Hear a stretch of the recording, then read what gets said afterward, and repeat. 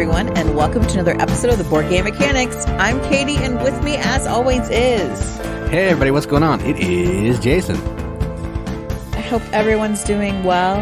In Ohio, the outside is trying to actively kill me. Seasonal allergies have reared their ugly head, so if I sound extra flummy tonight, that's why. But I also refuse to close the windows, so there's that. Yeah, between the crazy allergens and the 20-degree temperature differences every day, it's a little crazy. Yeah, I mean, I'm used to that in all seasons. But, oof, yeah, it is rough here for us allergy sufferers. I don't know. I'm taking, like, pills at night, nose spray in the day, other stuff. I mean... I don't know. Yeah, I don't know how you do it. That has to be terrible. It's not great. It's not great. But itchy eyes, like, ugh. And I want to spend time out in nature because it's beautiful. You know, I love spring. Things are growing. Those things also want to kill me. So, you know, it's just a trade-off, I guess. But other than that, yeah, everything is great. I don't want to be like a Debbie Downer at the beginning of our podcast. Yeah, you do. I don't. I really, really don't. I don't. I just have nothing else to say. And I suppose if I have nothing else good to say, I might as well move on.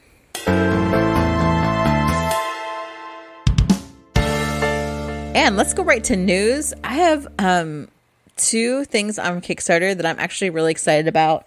And one I almost didn't talk about, just because it doesn't need the press. It doesn't need to be on Kickstarter. I mean, that's like a whole nother debate, like who should be using Kickstarter, and it's probably not Direwolf.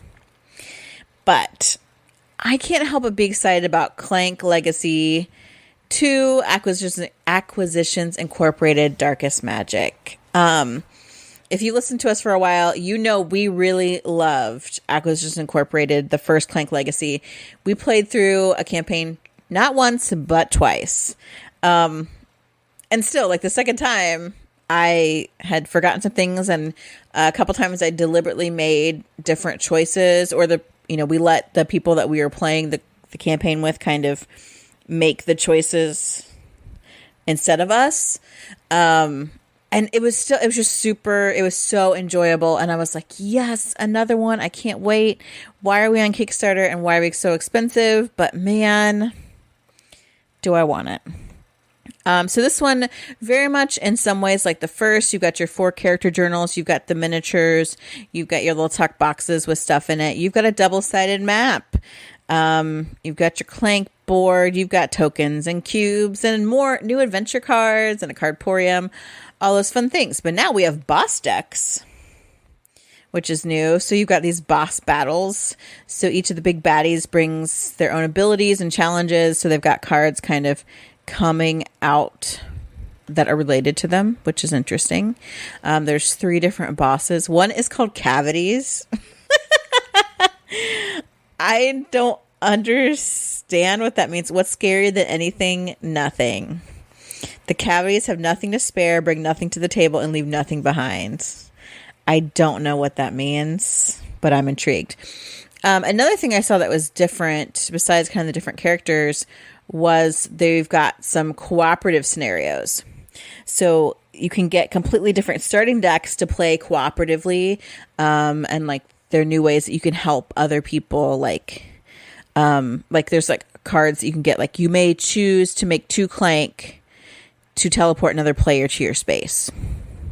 Or you may choose to make 2 Clank to give 2 healing to another player in a selfless act. So I think that's kind of cool. Not that, I mean, again, we don't always love cooperative, but it's not all cooperative.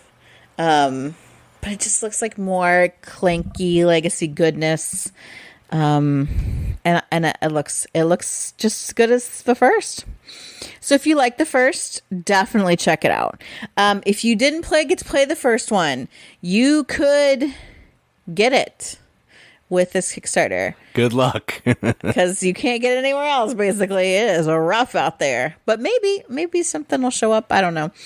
So there are 5 days left on this Kickstarter by the time the episode drops. And just to get the new version, Clank Legacy 2 Acquisitions Incorporated Darkest Magic, it is $99. Yeah, I want this real bad.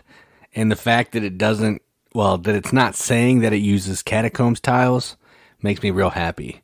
But this price point is insanity, considering the fact that we got our last copy for no more than $40. And, 100 just seems a little ridiculous. And I think it's the Kickstarter price. I get all that.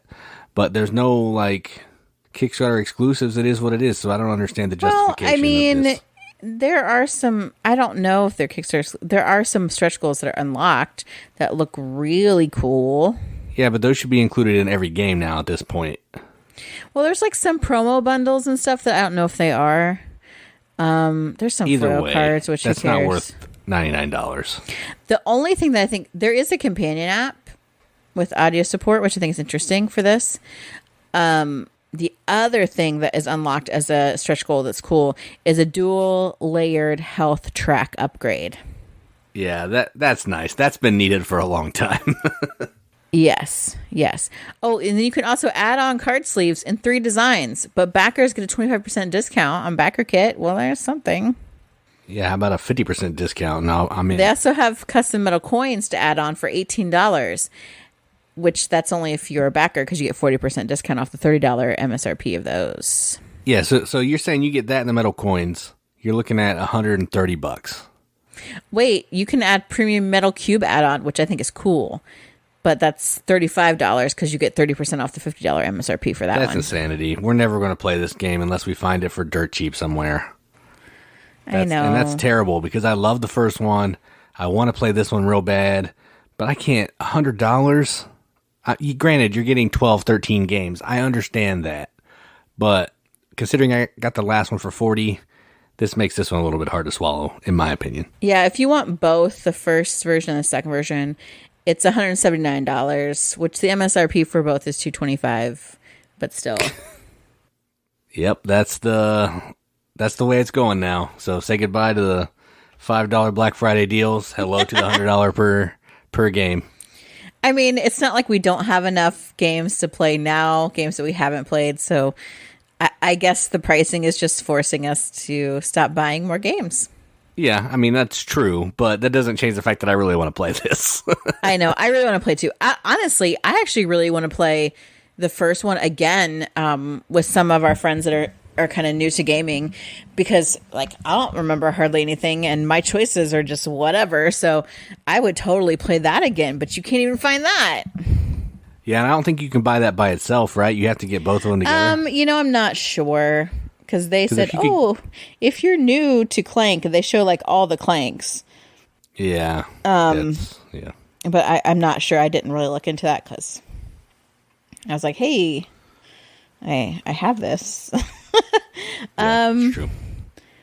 Let me see. Now I'm curious since you said something. It's obviously super funded, so other people are willing to pay for it. More power to them. I wish I could. Also, because it's on Kickstarter and it's got FOMO going, and they threw in some minis for good measure. That's the things that you get. That's how you fund on Kickstarter. Oh, I don't know. They just talk about all the different types of Clank. I don't know.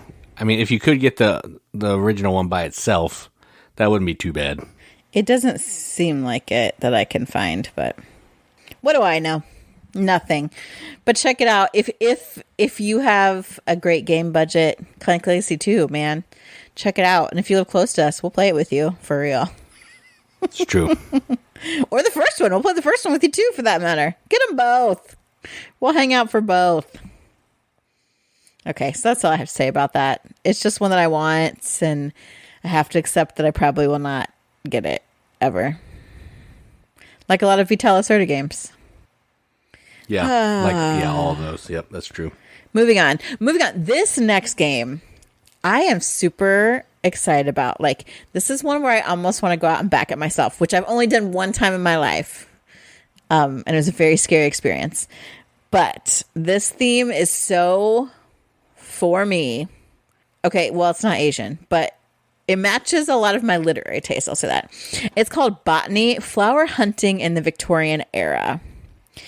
And actually, this intrigues me because there is a book series that actually a friend of our show sent me the first book, I think. No, maybe not. No, you bought me. It's actually the second book of the series. I didn't know that. But it's about a woman who's a botanist, and she gets into all sorts of hijinks in the Victorian era. And this reminded me of it, and it's so awesome. So this is Victorian era. You are going around the world. You're going on these expeditions to collect specimens. So you've got an estate back home where you're going to return your specimens to there. So when you start out, you're going to get your Wardian case. You've got like a press book. Your specimens are worth more if they come back in the Wardian case, but you don't have as much room. You can always press them into a press book. So you're trying to collect some specimens. You start out with like 4. There are some poisonous specimens, so you can sabotage another player. Or you can press them and they're only worth a point. Or if you collect them, you can purchase a poisonous path card and they all turn to positive points, which is, I'm like, that is so intriguing, right? You have to fund your expedition. So you have to like pay money, and your estate is trying to earn money, but you also have to bring back specimens in order to keep the funding for your expeditions going. And you've got to travel. So events are happening during travel. You're moving around. You're setting sail to different places. I think you can move like up to 3 spaces to get specimens. Trying to collect those assignments. And then you have to plan a route to get back home and hope that you have enough money to get back home. Your estate is earning some income to fund future escapades, but it's not earning a ton. You can also purchase things that might help you, like hunting dogs or something to help you with like track down specimens or whatever. You get your Wardian case full. You're going to have to come back, begin your journey at your estate. You're going to say, okay, I brought my specimens back. You're going to sell them. You can get reputation if you've got like live specimens that come back. You can sabotage other people's estates, get your estate income, cycle your specimen cards, get some garden features. Like, it's like everything that really happened. Like, and a lot of the stuff is based on like real life events, because there were people in the Victorian era going out and collecting specimens. They're like crazy. They're like going on safaris, whatever, bringing back all these specimens to England. And so you've got like character abilities and stuff. Like, it's just it's super nerdy. I get this. Super nerdy theme, but such an interesting one. And so it's kind of a race to get 12 reputation. That's when the game ends when it's 12 reputation. And then like you're seeing who has the most points, like what kind of valuable specimens. There's also bonus cards. And then if you have the most points, you get the Queen's Prize in Botany to win the game. I freaking love that. Like, I am so excited about this game. And it's got like Victorian era art. So it's very on theme, on brand for the time that it's representing. Like, I am pumped, right? I like plants, and I don't grow anything. I want to. I like to look at them. I like to read books about people collecting specimens in Victorian England. Like, oh my gosh. There's something about this that's totally dragging me in. So if any of that sounds interesting to you, it's some kind of set collection, but also some programming and, some hand management type stuff. Check out Botany, Flower Hunting, the Victorian Era. There are 11 days left on that Kickstarter. And at least for a good while, they have several copies that are $39. Yeah, I wonder why the Victorian era. I think just because it's hot, maybe. You mean like right now? No, why this game is set in the Victorian era. Because people did this. That's when people do it. Like right now, I mean, I'm sure some people go off and get specimens, but we import a lot more, specimens. We've learned how to grow them, and like people understand greenhouses better and, things like that. So this was the time. This is, when the British Museum is like taking artifacts from the people's native lands and saying, "Oh, look, this is just laying here. Let's take it back to England. Make everybody look at it." They're like taking mummies and bringing them back to England, like having unwrapping parties and like other crazy sherbety things that they were doing. And also, this Botany was one of them. The good old days. So for a while, they have like 3,000 copies that are going to be $39 for VIP special, and then it moves up to $55. But I still feel like it's really reasonable, and that's really cool. I need to look up this one because it sounds cool. Like it's a cool premise. Dude, I want to see what it looks like. I seriously want this. The box art looks cool too. Look it up. I'm looking it up right now. We can look it up while I'll look it up while you're talking about your thoughts on this next deal that I'm going to talk about. All right, so check that out. Botany Flower Hunting Victorian Era, 11 days, $39. And that's all I have for Kickstarters today.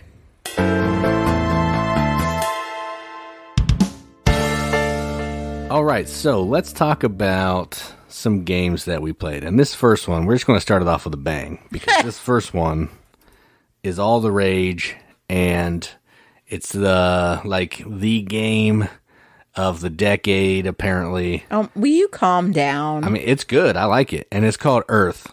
So we played Earth. That's right. We played it. And Earth is a game about basically building a tableau of Earth. You're planting things. You're making terrains. It's basically a 4x4 grid. That's what you're doing.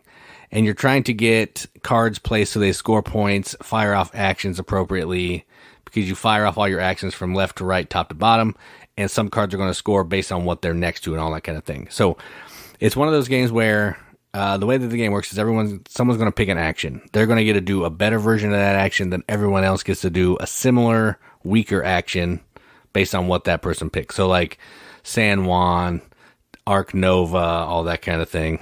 Actually, I don't know if Arc Nova does that. San Juan, Puerto Rico, that kind of thing. And then you're trying to basically get soil. You're trying to get sprouts, I think, or the little green cubes. And you're trying to grow vegetation on these different cards. That's what's actually going to grow, like pieces that will build up on your cards to score points. You're also trying to compost, which means basically remove cards from the game, put them in a pile, score a pile of points. And you're going to do this by one of the 4 actions at the top. Every action is also going to have a color that associates with it. So every color that you've planted in your grid that's associated with that will also fire off. So you're just trying to build this huge engine, huge tableau to score points based on some in-game goals that you were provided at the beginning and some community scoring goals that are out in the center of the table. That's it. Just an awesome tableau builder. Tons of possibilities. There's a bajillion cards, just like Terraforming Mars and Arc Nova and all those kinds of things. And so many possibilities, so many things you can do. We played one time, and I feel like we didn't even scratch the surface of all the options that we could have done. It was so good.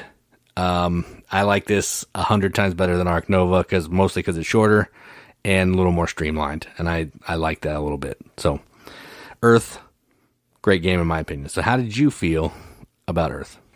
Well, I liked Arc Nova more than you did, but after playing Earth, I'm like, okay, I don't want to play Arc Nova anymore. I want to play Earth instead. Arc Nova is too clunky. It's like what Terraforming Mars was before they kind of got you that like get up prelude.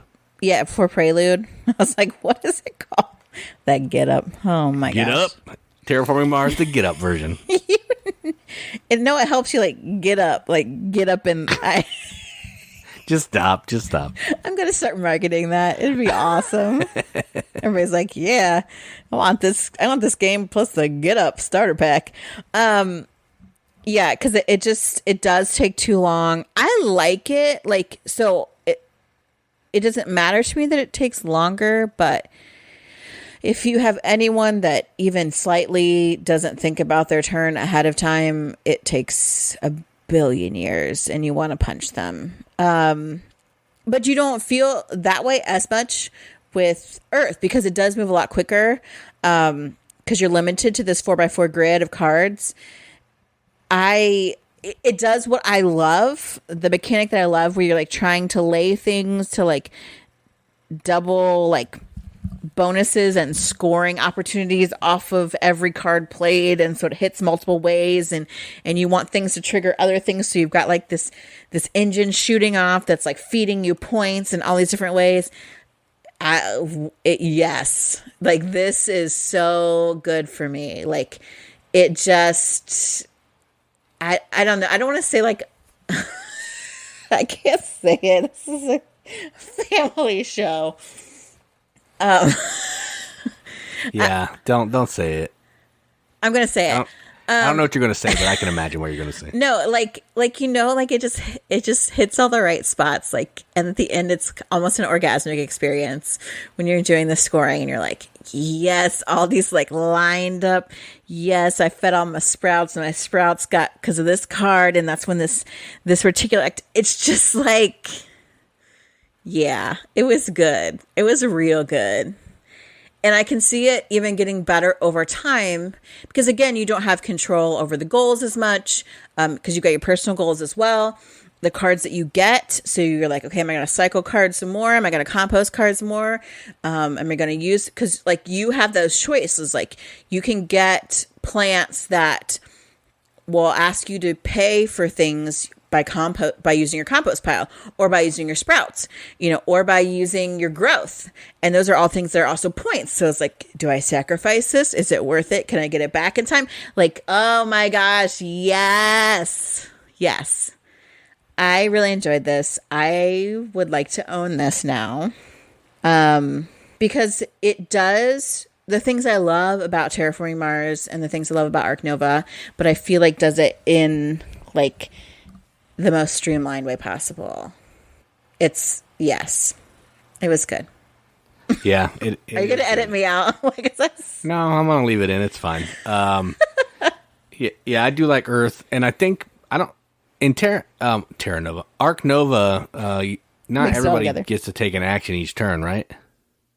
No. Because I think it's just I take an action and then you have to wait till I'm done. Yes. So that's kind of where Earth is better too, because everybody's doing something every single turn, which makes games, even if they are longer, not feel as long, and I appreciate that. All right, so next up is an older game. I don't know when it came out, but it's more than a year old, so it's older. And it is Thunderstone Quest. This is a game, I think, from AEG. A huge deck building game with some dungeon crawling aspects. But effectively what you're doing is, on your turn, you're going to decide if you want to go to the village, which is like markets, buying cards, upgrading heroes, or if you're going to go fight monsters in the dungeon. And then you're going to be playing cards from your hand for heroes and weapons to attack these monsters, try to get rewards, maybe take some damages, but ultimately you're trying to kill monsters because you got to get into these 3 decks to get keys. And you have to get keys out because that's going to trigger the end of the game to let it be able to fight the big boss. So the village board is basically a standard deck building game. Go there, spend some money, buy some cards. But the dungeon part is a little bit different because you got to use lanterns to go down deep into the dungeon because it gets dark.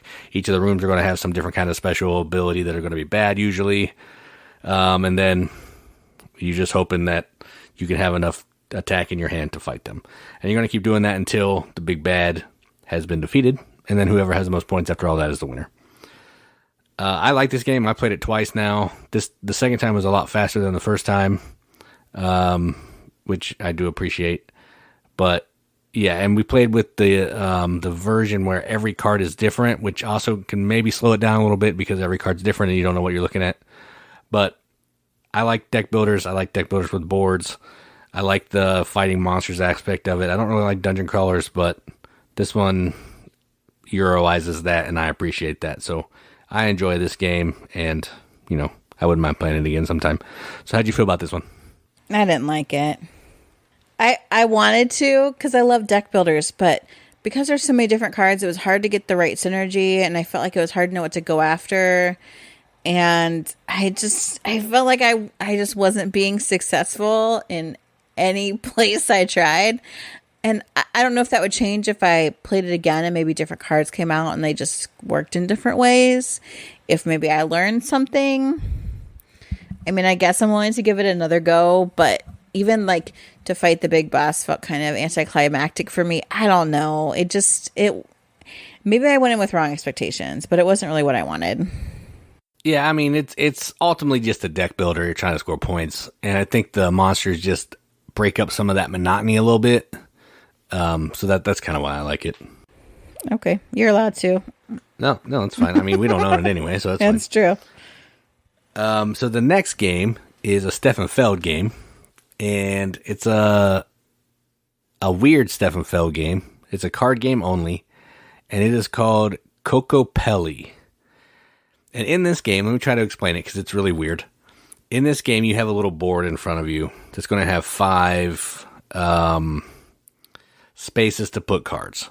4 spaces to put cards, possibly 5. And then each of your opponents, you're going to be able to play on 2 of their 4 spaces. So you have technically 8 places that you can play cards. And what you're trying to do is you are trying to open ceremonies on your board, which every ceremony is going to have a different special power. It's going to give you points or some other thing. And you're also trying to close the ceremonies down on your board and your opponent's board, because once 4 cards of the same type has been played, that closes it, you get points, and it's a race to try to get the most points. Once you close the ceremony, there's these little boards in the middle that have point tokens. You take the top token. Once a certain number of ceremonies have been closed, the game immediately ends. Once they've been closed twice, the game will immediately end. You're doing one of like 6 things on your turn. It's pretty simple to do, but there's a lot of thinking going on, and it's a Feld game. But the issue is the rules are kind of convoluted. They don't really explain some of the scenarios, so you got to kind of just make your best judgment and hope that you're doing it correctly. But outside of that, I like this. Feels kind of Lost Cities-esque from Knizia, the way the card play works, and it doesn't feel like a Feld game at all. Maybe he was trying something different, but I do enjoy this one. So, how did you feel about Kokopelli? It was fine. I think that the art is cool. It's like a cool, different theme. I just feel like it's not very well thought out. Like, some things just, you're like, oh, can I put this here? Well, yeah, because you can break the rules. But then going forward, it's like, well, that's always there, and it's like messing up the rules, and that's not really where it's supposed to be. And I don't like that. I mean, I won this game, so normally I like games that I win. But it just wasn't. It was okay. It was just okay. I guess I'll leave it at that. I don't know what else to say about it.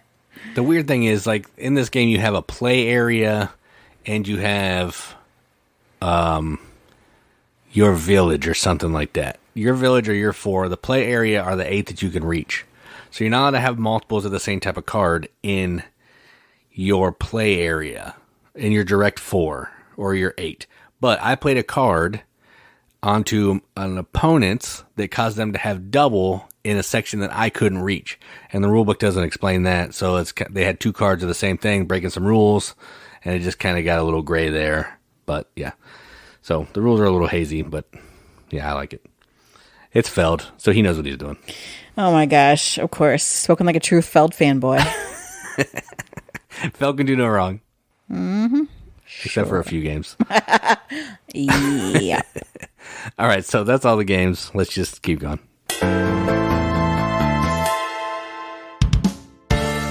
All right, so last week we started talking about, of course, a very controversial topic, things games every gamer should own. Now, again, we don't get to stamp our seal on board game boxes and make them sell more. Yeah, right.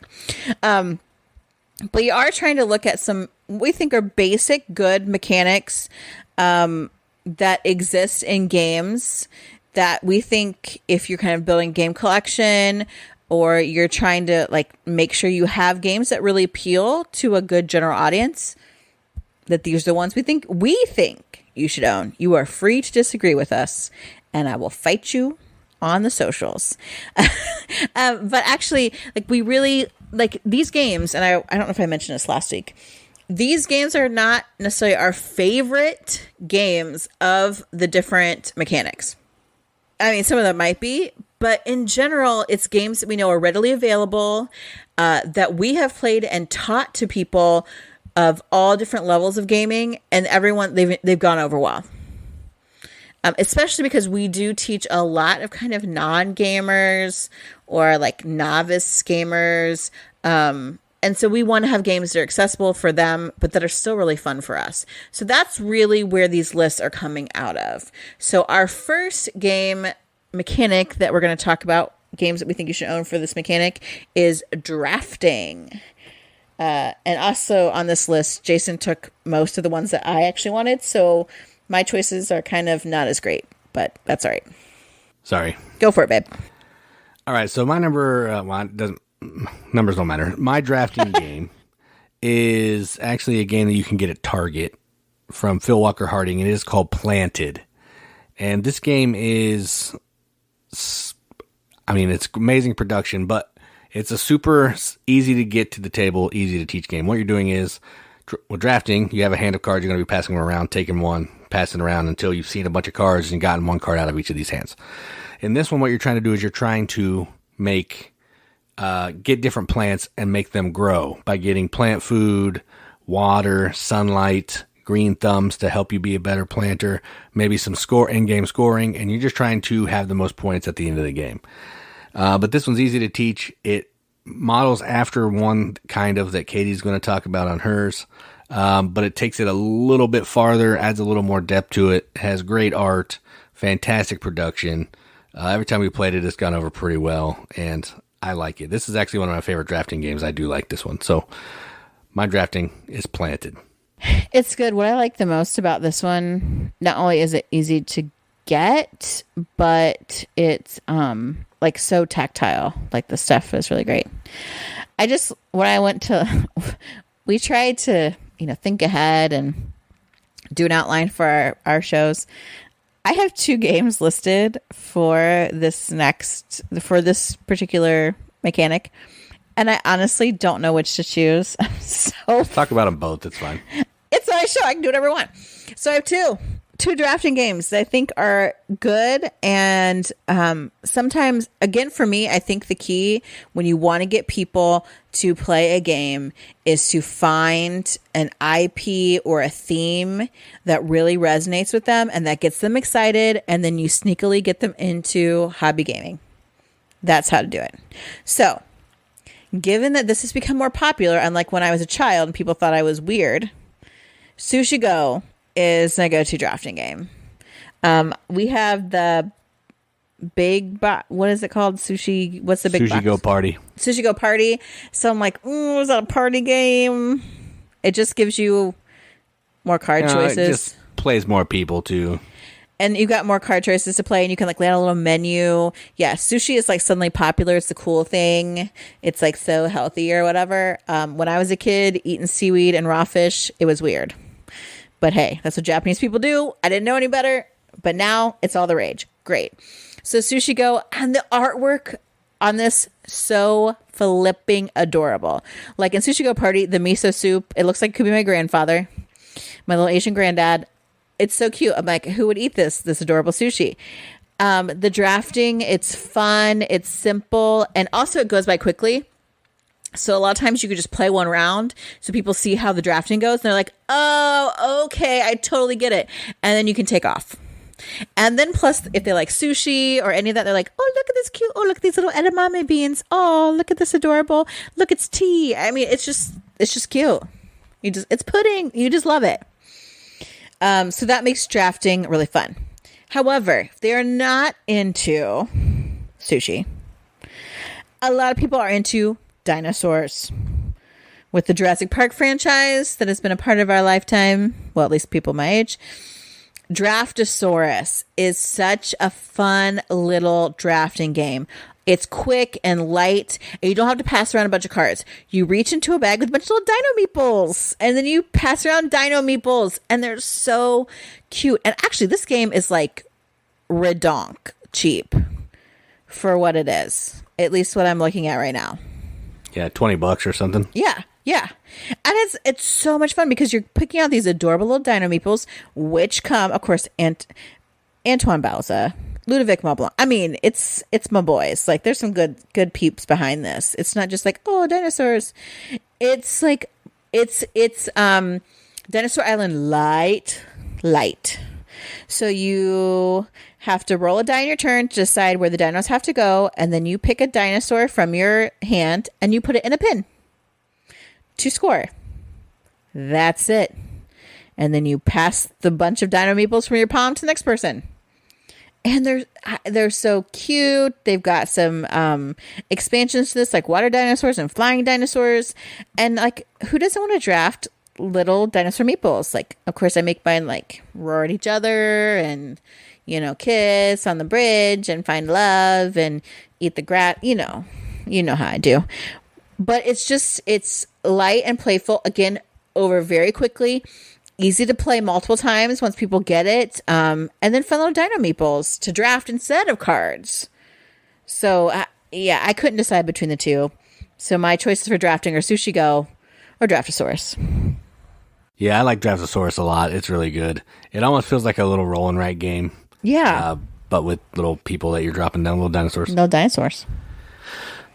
All right, so up next, we have the party category. No Sushi Go party, but party as in big groups of people playing a game, having a good time. Doesn't have to be raucous laughter, but just accommodate lots of people, have a good time, maybe eat some snacks, have some conversation. That's kind of how I looked at it. And my party game is a game, I'm not sure how new it is, but I think it's fairly new, and it's called Platypus. Also Phil Walker Harding, so my list so far is the Phil Walker Harding list. And this is a game, it's a word game, where someone is going to be the I think you're the platypus, I don't know what the theme is, but someone's going to be trying to guess a secret word. Everyone else around the table is going to know it except for this person. There's 8 different words, and they're going to flip a card, and it could say number 3. Now, everyone else is going to have a hand of adjectives that are going to be explaining the word that they're trying to get this person to guess. So say it's mummy, that's the word. If I have dry in my hand, I may want to play dry down to point toward a mummy. Or if I have old, I might want to play old down. Or I may not have a card that works at all and I can pass. But if you pass, the player to your left has to play a word. So you're kind of, you don't want to just keep passing willy-nilly because the person next to you is going to start hating you. And it's just a simple game. And they're trying to play until the person either guesses the correct word or they fail. And if you get a certain number right in a certain number of rounds, you score some kinds of points, and then you win together or whatever. Points don't really matter, but it's a super fun game.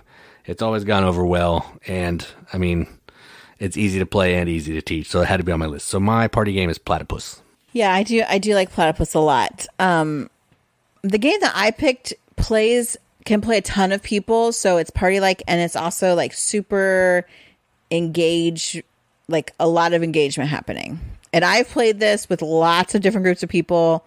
I honestly taught it to a group, and then I just got sucked in. I could not get away.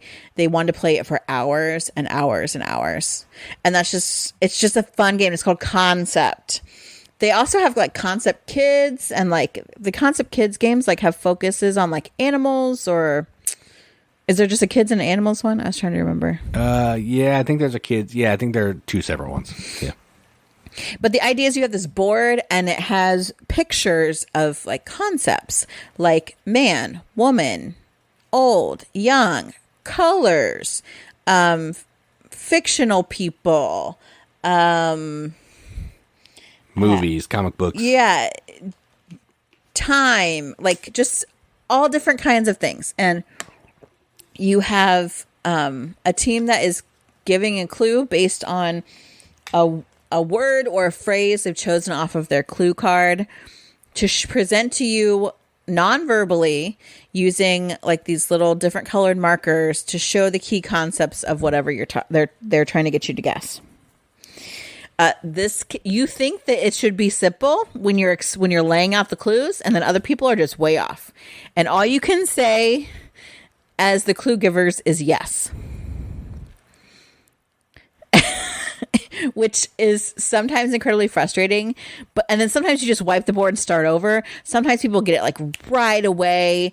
To be honest, it has a really poor point system for in the rules. Yeah, it's stupid. It's so dumb. It's dumb. So I just house rule it because like there are some clues. The clues do get progressively harder, but the rules don't have you getting any more points for those harder clues, which is stupid. And it's like having everyone get points. Like, okay, you guessed it. Your team gets 3 points, but our team gets 2 points because you guessed it. And I'm like, what? So I institute my own rule, my own point system, and I think everyone should. Which everyone's like, oh, well, if you have to house rule, it's not a good game. It is. It is. Just someone was not on it with the mathematics. And it's so fun. People get so engaged in this, just yelling, shouting things, but it's not, you don't have to act it out. So it's not charades, which some people really don't like and get upset by. Jason. So this is like a nicer alternative to that. The board is big, so it's kind of easy for everyone to see. We played this in like teams of, I think it was teams of 2, like couples, and there were maybe 8 teams or something. Do you remember 6 teams? I only remember the last time we played when it was 2 teams of like 6. Yeah, and, then I've also over here. Yeah, then I've also played that way as well with like just 2 big teams. I played it with smaller groups of teams. It's just fun. Like, how do I explain the concept of Cinderella? Okay, fictional woman. Time is important in there. Okay, now blue. Okay, now how do we get and trying to figure out how do I represent this to people? Well, she's movies, but also stories, and yeah, it's fun. It's really fun. So my party game of choice is Concept, and you can get that like at any like Target and. Yeah, I think you can get it most places. Yeah. I don't love this as much as you, but I don't also hate it. So that's high praise for me for a party. Right. So I don't want to play it for 5 hours, but an hour or 2 is fine. I would like there to actually be a proper scoring at the, mechanism so it doesn't have to last forever. So that was a big fail on the designer's parts there. All right, so the next up is Tableau building. And this is when you are basically playing cards in front of you on the table to make like a grid or something to fire off powers and all that kind of thing. Not an engine builder necessarily, but a tableau where you're limited to how many cards you can place down, and when you play them, something's going to happen. And the game that I picked is Everdell. And this is maybe one of the heaviest ones that I've put on this week's list. It's not heavy by any means, but it does have a lot of rules. It has a lot of overhead. And what you're doing in this is you are a little critter, a woodland critter, and you are trying to collect different resources out on the board, do some worker placement, which we talked about last time. And then you're going to be using the resources that you get to play cards into your tableau to score points. All the cards have a point. Well, most of the cards have a point value. Some of them will give you extra points for other cards that you may have or some different in-game goal. And you're just going to be going through 4 seasons. Once the seasons are over, whoever has the most points is the winner. That's basically the game. On your turn, you're going to place a worker or build a card or pass. That's it. Super easy to play. It has a little bit to teach, so it's not one that I would bust out with everybody. But if you played some games before and it's a theme that draws you in, this is one that I would definitely bring out to show you how Tableau Builder works and see if you dig that. So my Tableau Builder, Everdell. I really like Everdell. It's very accessible. It's kind of expensive though, because we introduced this to some people and they really liked it. But I'm like, oh, the price point to jump into it is wow. But you might be able to find it on sale. And it's got a lot of expansions for replayability, which is cool. So if you really get into it and you want to like soup it up, you totally can. That would probably be my first choice for as Tableau builders go. Although I like some others, they are hard to find. But I really hope you can find. I didn't even check to see if you can find mine. Yeah, it's still available. Okay. The Tableau builder I chose is Santa Monica. I love this game. I feel like it does not get enough love. I feel like it does not get enough plays to the table, actually, even for us. But so in Santa Monica, you're building a beach and a boardwalk. So you've got this tableau. It's 2 cards high, and it can go as wide as you want to. With some exceptions. Yes. Well, you're building towards so many cards, actually. So it can go as wide as, I forget how many cards it is, 10 or 12 or 14, I think. All right, sure, 14. But you are wanting to then put pieces of like either beach or boardwalk next to each other that have symbols to give you points. You want to get out tourists and locals and foodies and or VIPs, also move them to different areas, have them engage in activities on the beach, all in the hope of scoring as many points as possible. So you're trying to draft the right cards to put in your tableau to get it to yield you the best points. It's like a very chill, relaxed kind of game. You got your fun little meeples move around. I mean, who doesn't love like, oh, look, I'm looking at sandcastles. Look, it's a beach wedding. Like, it's just really cute. I love like the chunky food truck that you got out there. That moves around and can give you, and like the sand dollars you can get that allow you to do special things. There's variable in-game goals as well as the points that you can get from the different parts of your tableau. So it's just like it's a pretty easy, chill game, but with a theme I think that everyone likes. And the artwork's really cute. This is from AEG, I'm pretty sure. I just really like this game as a tableau builder. So my tableau, Santa Monica. My only issue with this one is the scoring is kind of weird with that like chaining mechanism. Like some of the scoring can get funky, but yeah, it's a great game. It's super fun. The art is amazing, and everybody's been to a beach and a boardwalk, so you know the theme can resonate with most people. All right, so up next is auction or bidding. They're two different mechanisms, but they're similar enough, so we lumped them together. You know what an auction is. You go somewhere, you are bidding. I bid $5 for something. Person next to me bids $6. Comes back to me, I don't want it, so they buy it for $6. There's your auction. So the game that I picked is a little card game about buying real estate and then selling real estate to earn the most money, and it's called For Sale. And what this game is what I just told you. And there's two phases. The first phase, you are using the money that you have to acquire these different types of properties with different values. Like they range from like 0 to like 40 or something like that. And then once all those cards have been bought up through the auctions, phase 2 is selling your properties for the most money. There's going to be some money cards flipped over, and people are going to simultaneously reveal their cards, and whoever shows the highest card will get first pick at taking the money. So technically the auction's only in the first part, but the second half is really fun too. This is a great game. It's easy to teach, it's easy to play, and you can take it anywhere because it's just a deck of cards. So it had to be on my list. Auction bidding, For Sale. Yes, this game is real good and would be my choice because I don't really like auction/bidding games all that much. Or the ones I do like are like apparently super rare, weird ones that we picked up and you can't find. So I picked, this is probably my heaviest game on the list. And I went back and forth about it, but I feel like everyone I've introduced it to has enjoyed it. And that game is Nidavellir. Nidavellir, you are using your coins, these coins that you have with numbers on them, to bid to get your turn order to take cards from these different taverns. And you're trying to get these dwarves, recruit these dwarves to score you points. And there's a bunch of different ways to score points, which is why I love this game. The artwork is also really cool. Then you've got this little, like, it looks like stadium seating, in my opinion, of coins that you can upgrade your coins. So you're going to bid on 3 taverns, and then on your 4th, you're going to wait, is that right? Yeah. No? There's only 3 taverns. All right, I was right. Okay.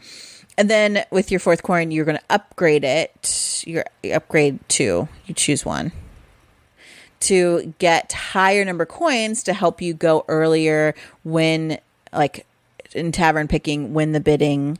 And those also can end up being points for you at the end. So it's just like a grab for points, but you are trying to like decide, okay, if I'm going to go this particular way with dwarves that maybe stack according to the Fibonacci sequence of points. Okay, I want to go, if they come out, only one at this tavern, I really need it, I'm going to go high on that bid. It's just basic good auction bidding in order to score points. So it really isn't that difficult. It just looks like it has a lot of pieces.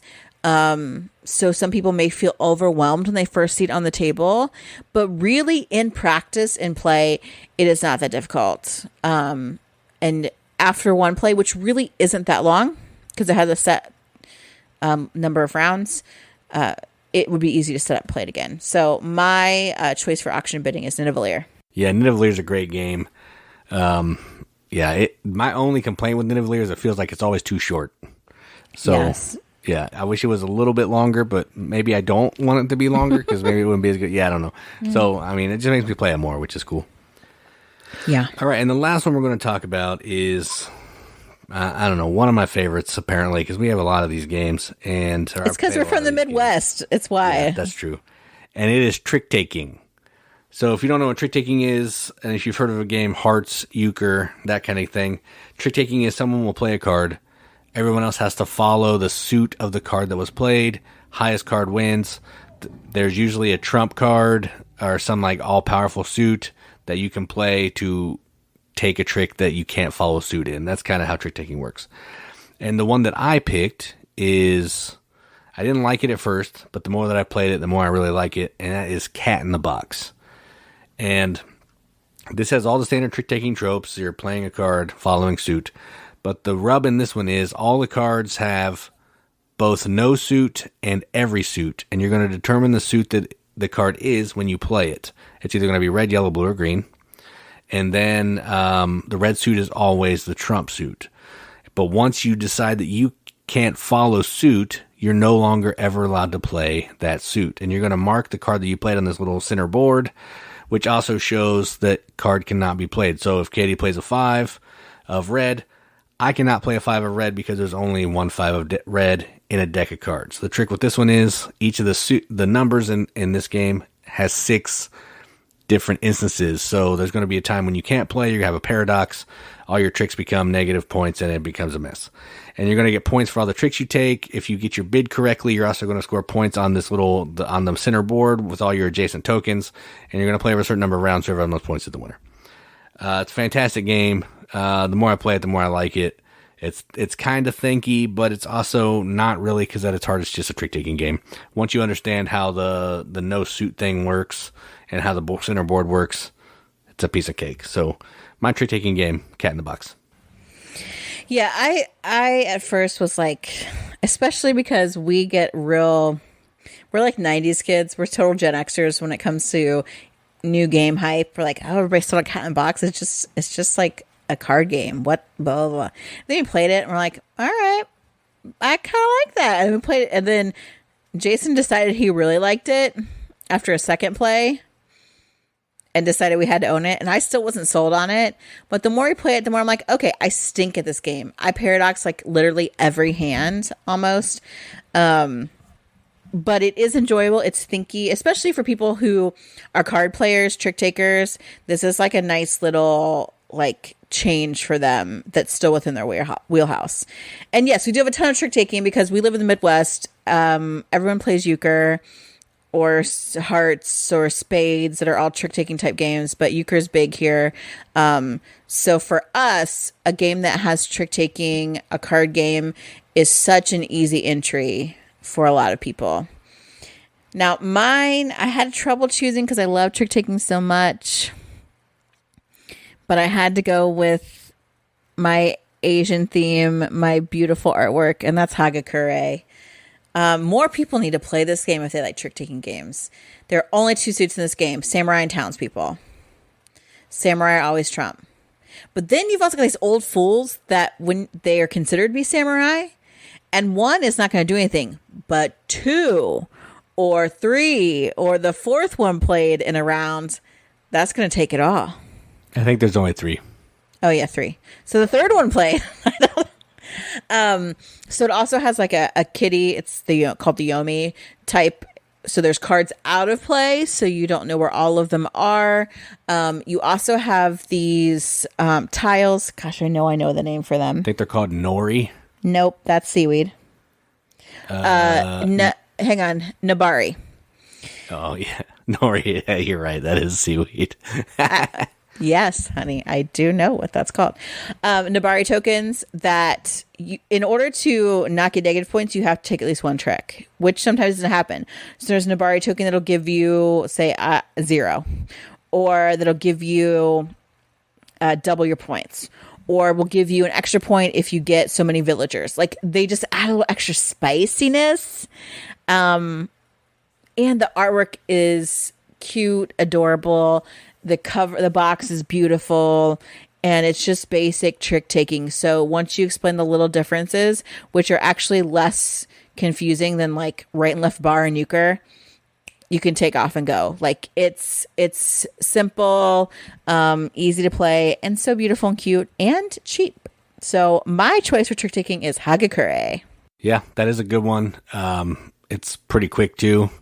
And it has some adorable art. I do like that one. I don't like it as much as you, but I do like it. I know.